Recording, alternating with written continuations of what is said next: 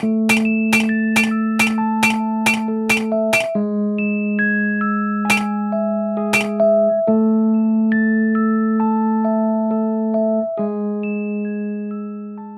the Elf is one of the best movie characters of the 2000s. He's extremely optimistic and happy, but not to an obnoxious degree. He's always willing to look for the good in any person, more than happy to be friends with anyone who crosses his path, and is remarkably curious about this new world he's come across.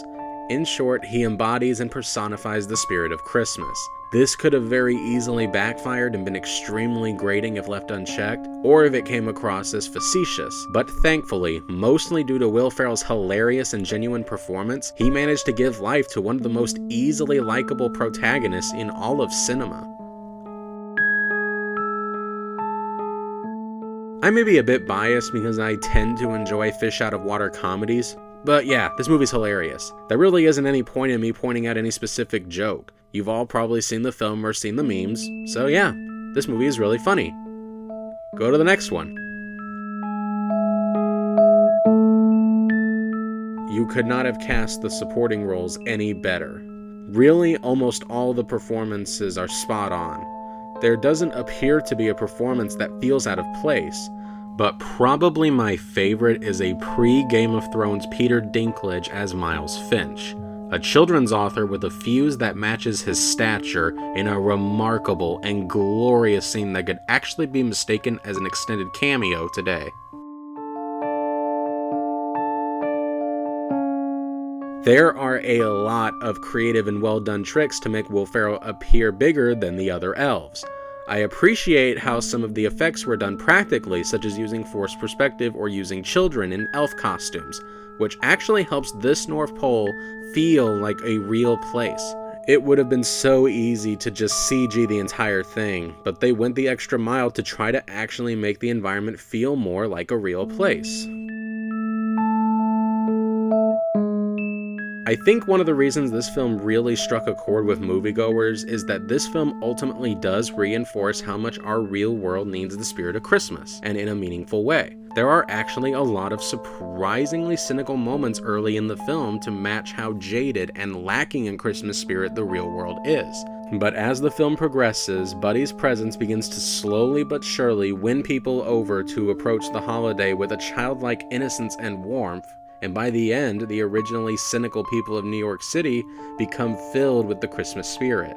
It really is a nice and heartwarming ending, and that, I think more than anything, helps solidify this film as a modern-day Christmas classic.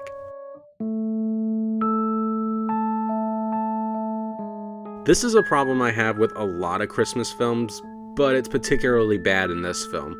If Santa Claus is delivering presents in this universe, then why is it that no adults believe that he exists? I know they try to play it off as a joke early on, but no, if you're gonna have Santa exist in this world, I would like an actual explanation for why adults don't believe that Santa is real. What kind of publishing editor would sign off on a children's book in which there was a printing error where the last 2 pages weren't printed? I know they want to establish him as a bad guy and a bad worker, but did he really think that there wouldn't be any consequences for his sloppy work?